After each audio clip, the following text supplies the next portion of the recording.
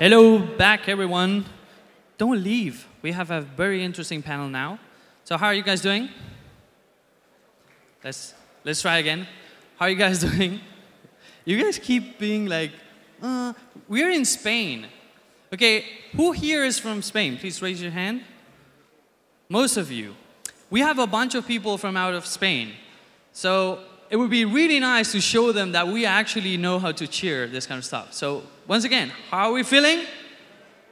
Yay! Come on, there we go, yay! Well, right now we're going to have a very, very interesting panel.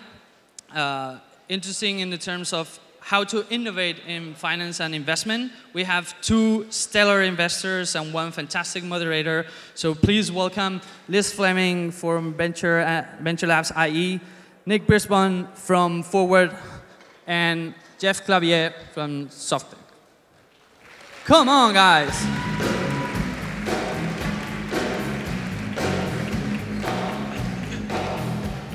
You have to do a moonwalk now. Pardon? You have to do a moonwalk now. yeah, exactly.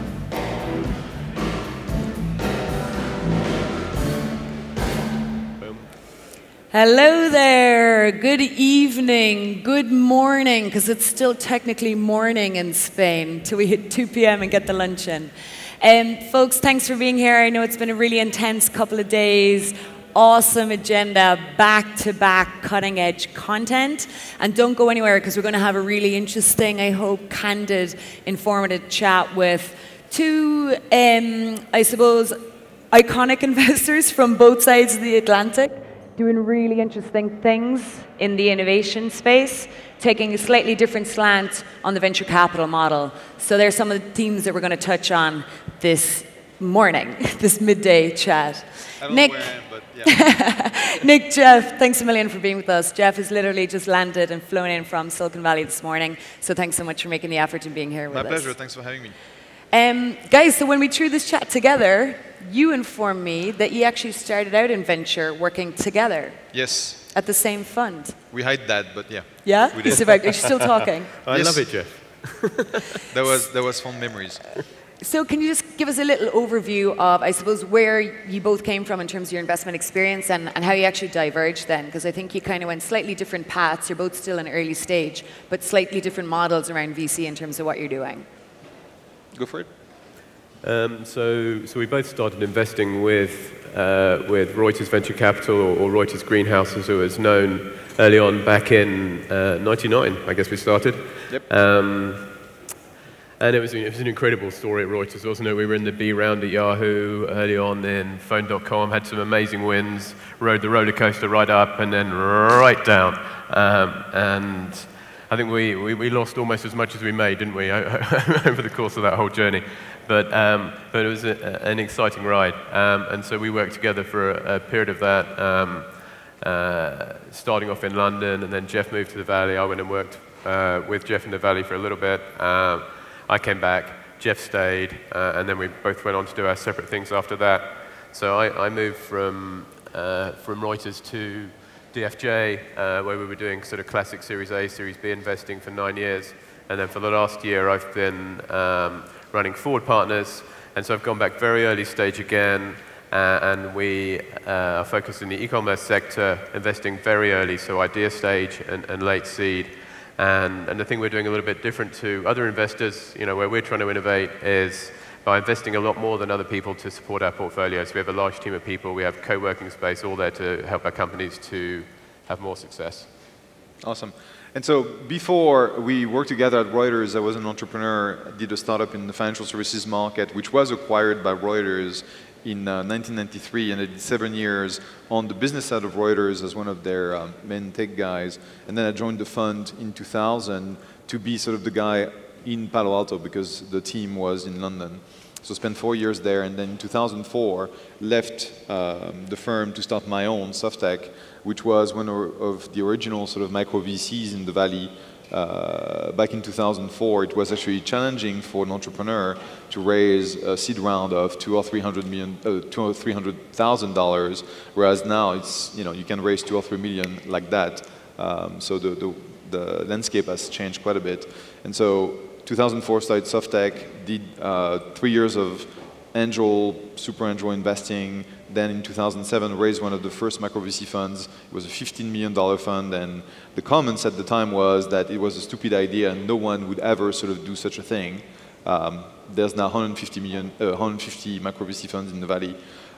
And what we've done is we've essentially grown ourselves. We're a firm of 3 investment professionals. We just celebrated our 10-year anniversary, our 150th investment, and we're now investing out of our $85 million fund. Excellent. And we don't invest in Europe, before you ask. Excellent. No, congratulations on the relatively new fund as well, so it's a great achievement and milestone. Thank you. So both of you landed in the Valley around year 2000, right? So it must have been madness and a pretty chaotic place to be. So Nick, why did you decide to come back? I decided to come back because I wanted to live my life in Europe ultimately, and the thing with venture is that you can't do anything in a short period of time. So you know, they wanted me to stay with Jeff and get our green cards together, but I was looking at that and I was thinking, okay, if I was going to stay in California and then come back to London, how long would I have to stay? And you know, you have to make some investments, wait for them to exit, and so you know, you're looking at 5 years minimum, probably 10 years really before you can come back. And then you come back to London, and most of your networks are in the Valley, and really, you know, as a VC, you want local networks. So I made the decision to come back here. Sure. And what was the investment landscape in Europe at that point? Destitute. Wow. That was the nuclear winter, and so so there were a bunch of people who'd raised funds. One of the sad facts, you know, unfortunate facts about the history of European venture is people raised these funds in 1999. The bubble burst, and they'd only invested half of it before the bubble burst, and then so they were left with half of these big funds in a really difficult time where there weren't a lot of great companies, and so it was just really tough. Really tough, yeah. Bearing any resemblance to what's going on today? It's a different environment today. Yeah. Oh yeah, no, it's, sorry, in the Valley or in Europe? Either or. I mean, so you stayed, right? So 2004 must have been a pretty... I left France to never ever come back. So there was no notion of, you know, let's do this gig as a VC. Essentially, I wanted to leave, and it just so happens that the opportunity that got me there was turning myself into a venture capitalist. And when I told my wife, hey, there is this great opportunity in Palo Alto, she was like, awesome. To do what? And what, to be a VC. And she looks at me and goes, you? Really? And so in 2000, after the bubble burst, and we landed in August of 2000, and it was already, you know, sort of pretty grim. We went through this sort of trough, which was a nuclear winter in financing from 2001, 2002, 2003, and then things, you know, slowly sort of perked up. And then in 2008, we had another financial crisis, and now it's really sort of pretty crazy.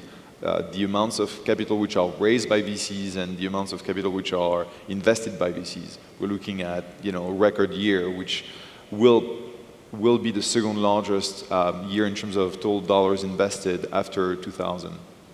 So on the fund that you've just closed now, $85 million fund, do you think it's going to be an expensive vintage? I mean, do you expect to get value for money in the coming 3 to 5 years that you might have got in the last 3 to 5 years? There's certainly been, I mean, valuations in the Valley are much higher than they were, you know, over the last 10 years, essentially. If you look at our average investment over the last year, it's been $850K, and we're trying to get between 7 and 10% of the companies that we invest in.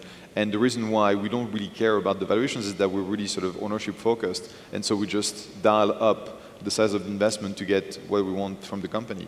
The problem is that the valuations, you know, used to be in the 4 to 6 million post range, you know, a couple of years ago, and now you're looking at 8 to 10 posts as being sort of the most common, and then, you know, for the outliers, you're looking at 15 to 20 posts sometimes for seed stage companies. So have you raised a larger fund to be able to support the same number of companies as the previous fund? We actually are concentrating the portfolio. So Fund 2 had 65 investments, Fund 3 made 55 investments, and I reckon that Fund 4, over 3 years, will likely do 45 investments. Okay. Excellent. Awesome. Nick, just back to you. So you a long and pretty successful career with DFJ Esprit in London, right? And it's a referent fund. It's got a strong brand name, huge global network. One of your colleagues somewhere around here, Ryan Caulfield, in the audience there. So we'll try and be nice about them or not, right? So why did you jump ship? I mean, you were a very high visible partner there in London. Don't listen, Brian. Don't listen. serious player in the ecosystem, and you jump ship to dive into something completely different now. So three things maybe. First, I wanted to get early stage, and second, and DFJ is a $1 billion fund in Europe, and so it's just hard for them to do a lot of early stage stuff. And I was kind of trying to drag them earlier stage whilst I was there. I'm sure Brian recalls.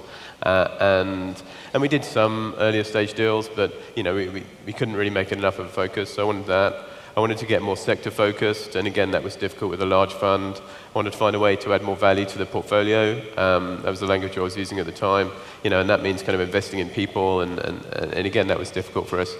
And then last but not least, it was time for me to run my own thing, right? I was keen to get out and be in charge of something. I think, I can completely sort of relate to that, because at the end you see how a firm has a strategy and a philosophy, and you respect, the founder and so on and so forth, but you want to do your own thing and do your own deals and have your own approach. And I think that what's been really remarkable over the last 10 years is that venture has been reinvented a couple of times over with brand new approaches and ways to build portfolios, whether it's concentrated or very large, like McClure, who does more deals than there are days in the year. It's pretty fascinating that if you look at all those funds which have, which started in 2006, 2007, they all have gone on to raise the follow-on funds, larger funds, and so on and so forth, and everyone has a portfolio which is doing well. So that means that overall, that vintage, those cohorts of new funds have really nailed a new strategy when it comes to how to support entrepreneurs, pick them up at the earlier stage, and really bring them to more traditional VCs to fund them. So touching on that, how are you guys actually innovating right now? To me, it looks like, you came out and built a huge profile, right? And almost invented super angel funds and micro funds. And now you're getting larger and building larger funds, but it looks like a very traditional model. Mm-hmm. Are you innovating in terms of your business model? Is it still a 2-20 type split with LPs and fees? Or is it around the strategy that you were able to offer increasing value add because you're focused on a vertical?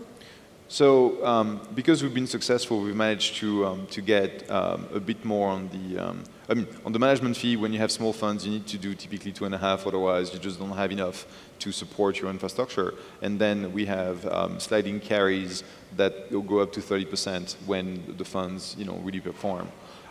So we've managed to find economics which are which essentially match the kind of return profile that we have with our funds.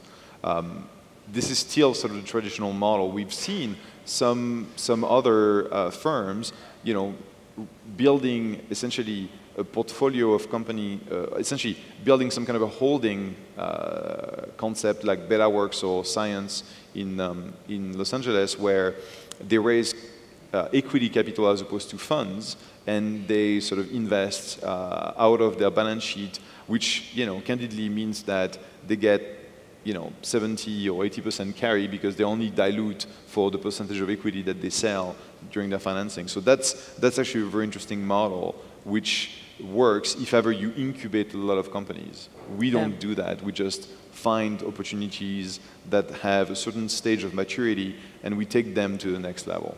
That's what we do. Okay, and I suppose with the reputation, you're getting access to the relevant deal flow, et cetera, et cetera. 99.9% of what we do is inbound. So people come to us, to get funded. Sure. So Nick, you must have a totally different challenge. If you're coming from, I suppose, a somewhat well-known and very successful corporate company at the back end. So are you guys a corporate venture? Are you a startup studio? Are you a new fund? How did you start? Are you building a new brand for this? Has Ford been associated with investing to the same level as reputation now, Jeff, with Softech or DFJ Esprit in the past? Cool, a few questions in there. So So we're now spun out from Forward, so we're an independent venture capital fund with a very traditional structure. With one LP? With just one LP so far, and whilst I couldn't solicit investment in a big room like this, we might be out fundraising to increase the size of that pot. But that's the structure we have at the moment, and what starting with Forward and money from Forward has enabled us to do is innovate on that 2 and 20 model. So we're very much not a 2 and 20. If you look at our investment team, that does work out at about 2.5% of our management, of our assets under management. But then we're investing the same again, a little bit more actually, in supporting our portfolio. And so that's a big bet for us. And the bet is that by investing a lot of money in helping our companies rather than doing an extra deal or two a year, we'll get ourselves into better deals because great entrepreneurs will choose to work with us because of the help we provide. And ultimately, those companies should also go on to be more successful. And Forward were happy to take that bet. They were very brave. And now we've got a little bit of evidence that it's working, and we're taking that out to a wider audience. But the number one pushback I get is, wow, that's a lot of money you're spending. You'll never make it back. You're crazy. But I'm kind of hopeful that we can get enough people to buy into the story and prove it out. So do you have to do less investments? Do you got to do a more concentrated investing if you're more hands-on with these companies that you're working with? So we make 2 investments a quarter, one idea stage where we're very hands-on, and one late seed stage where we still help. We're still product guy, particularly recruitment. Actually, we support late seed companies with very very strongly. So we do help those a little bit more than other investors are able to because we have the people who can help them. But one deal a quarter is these idea stage companies where we are extremely hands-on. So how much what's the difference in Sorry, please. What's the difference in terms of size of deals and how much you invest in a ID stage startup versus your late seed stage? What does that mean? So slightly complicated story. So the late seed stuff is not a million miles away from you. So £300,000 for tipped stakes in the 5 to 10% range. But the idea stage stuff is much riskier, and so we're still investing £250,000, but over the course of a year, and we tranche that. So you stage it. Okay. Yeah, and so the first investment is like an accelerator. It's that sort of amount of money, that sort of stake, and it lasts that long. But the whole idea is that if everything's successful, the second and third tranches just roll straight through. The entrepreneurs don't have to waste any time fundraising. And we've got a year to work with the company and build something of real value and get to a Series A. Makes sense.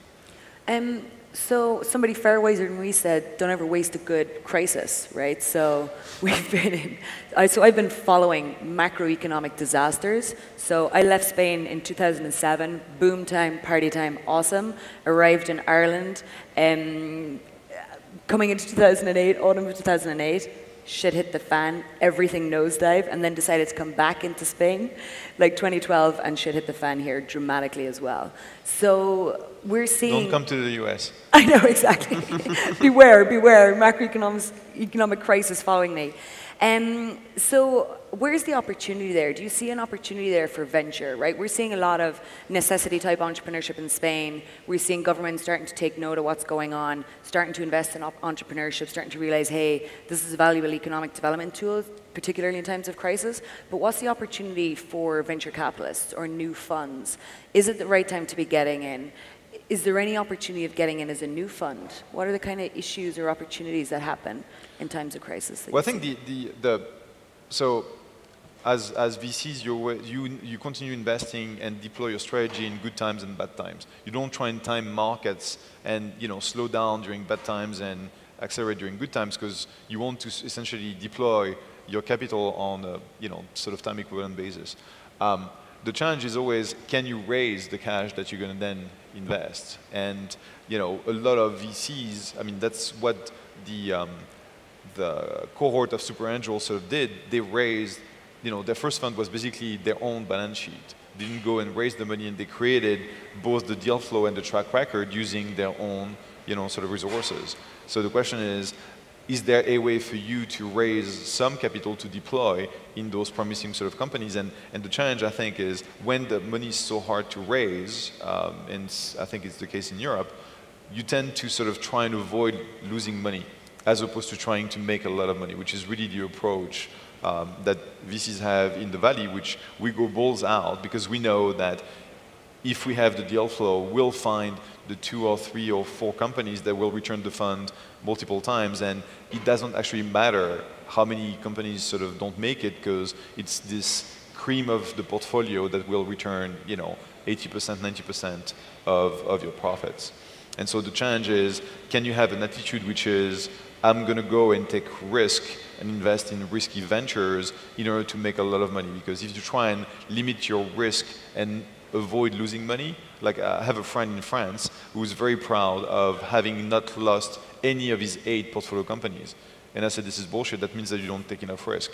Okay, yeah, so it's a matter of attitude and perception towards risk, so the macroeconomic environment shouldn't really impact. Yeah, I do think that's changing now. I think that historically that's been true, and particularly after the bubble burst in 2001 to maybe 2004 or 5, there were a number of VCs who, had 1 or 2 companies which might rescue their funds, and so they were kind of super focused on those and got very conservative about not writing them off because that was all they had. But the maths, right? And everyone can see them. If you don't get a fund return or 2 out of your portfolio, then you don't hit carry, and there's no point in being in this game if you don't hit carry. And so I think more and more European investors are buying into that story now. For sure. And Nick, what do you see are challenges that we're facing now in Europe in terms of, you're doing seed, right? I mean, apparently seed is okay, right? That in most ecosystems across Europe, that first 500,000, 200,000, 500,000 is achievable. If you're not able to raise it as an entrepreneur, you might need to relook at what you're doing. Whereas later stage stuff, Series A, B, more growth capital, seems to be far more challenging here. Do you see that as an issue for the companies you're investing in today? So access to capital, I think, has been the biggest challenge in Europe for years now. And when there is, when there's more risk about whether you can get your next round away, then you end up being more conservative in your growth plans. It becomes to shout over the rain. Wow. Welcome to Spain. You end up being more conservative over your growth plans. You start thinking, okay, I need to have a plan B in case I can't raise money. And all of that makes life much more difficult than in California, where the money was easier to come by. Wow. And we go, easing off. So that has definitely been the story in Europe. I think it's getting better. So the numbers just out last week. There's been $1 billion invested in London so far this year already, which is 30% up on last year's total already. And I've been saying for years, we need to hit kind of critical mass in the European startup ecosystem, and the number of entrepreneurs has been kind of getting ahead of the availability of capital. And maybe that's catching. We've had a slew of good exits, in e-commerce where we focus, £1 billion IPOs in Just Eat, Zoopla, and appliances online this year. And so, these things are starting to move. So I would still say access to capital is probably the biggest challenge, but, maybe that's coming to the end now. Anecdotally, I've seen a lot more US money flowing into, every now and then, rarely Series A's, but more and more often Series B's in Europe. And in Europe really means sort of London and Germany and maybe sort of a couple of Nordic countries. But I've noticed that there was really sort of a few firms that were quite liberally investing in Europe, which is pretty new, which means that the ecosystem has now formed 2 things. One is opportunities that are considered by those VCs to be as good as what we have in the US. And second, sort of this onboarding of early stage financing, Series A, locally, and then Series B's, sort of going to the US. I've also seen a lot of European entrepreneurs moving to the US, doing an incubator like Y Combinator, and forming US companies and focusing on the US market. And you end up having those Euro founders building US companies, and have actually invested in, French, British, German, and Finns, and they just build US companies with a funny accent. Let's give it a second. We're being cut off by nature.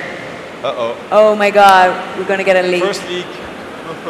So we might wrap up a little early. We'll see. Give it a second.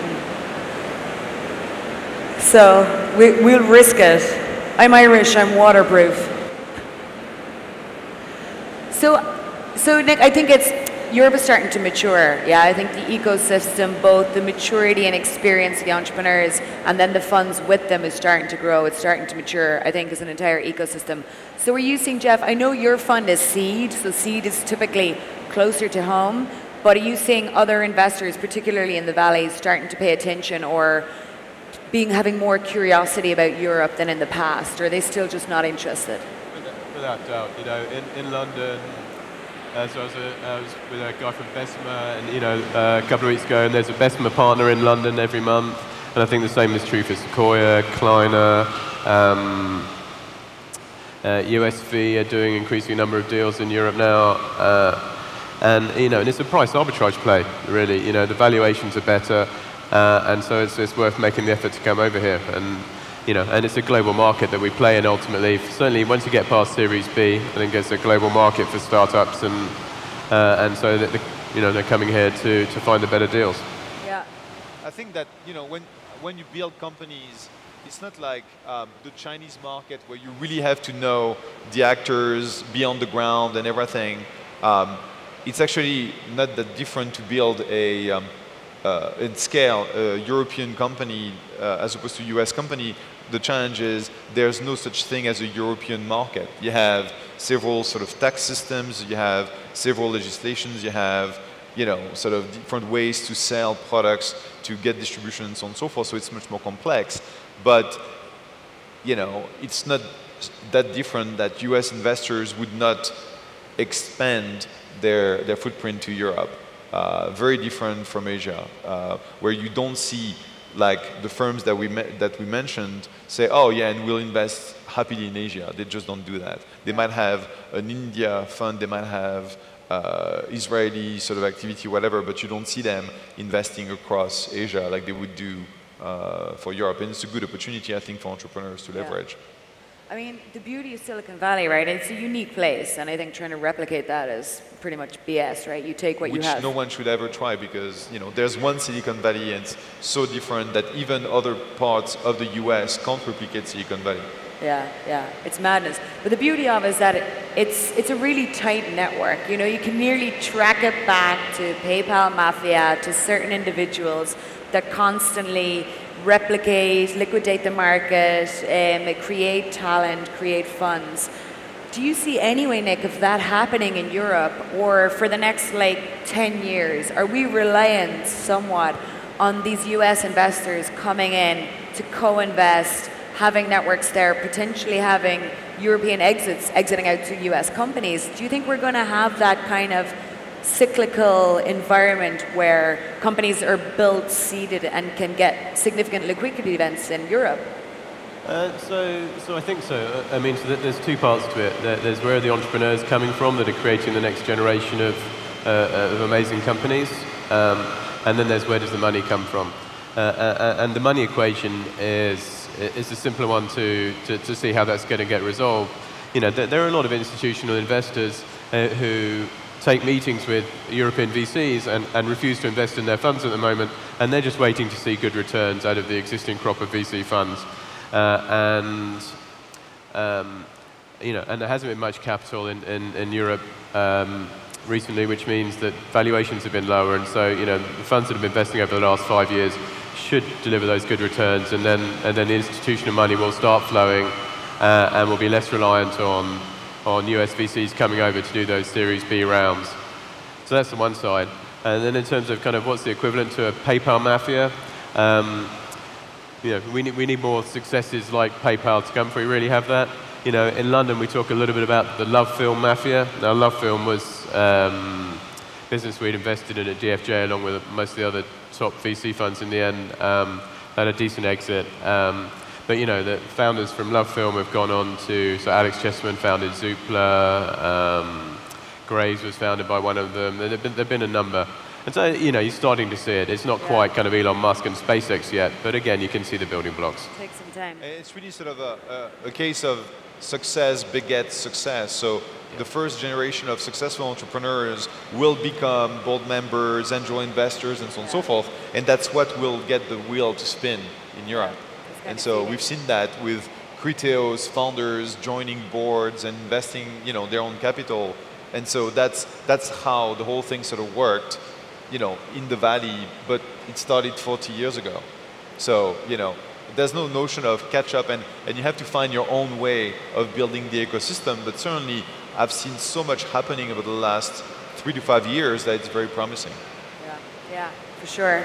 And finally, Nick, in terms of slight capital squeeze in the growth stage in Europe, how do you think, like Nelly Kroes was here yesterday, and some time ago EAF talked about putting in up to 7 billion into the market and deploying capital into funds across Europe.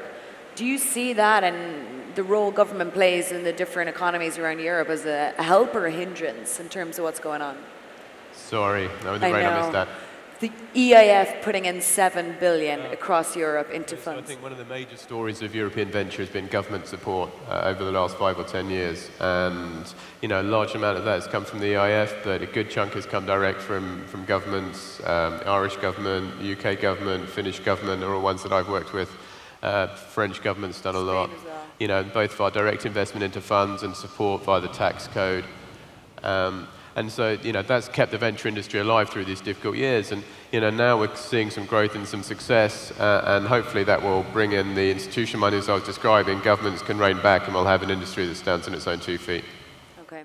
Awesome. So exciting times, a lot of changes going on, and we're totally out of time. Thanks for surviving and sticking through the thunderstorm that's going on outside. And folks, thanks again for being with us. Great to have you. Cheers. Thanks. Thank you. Good job.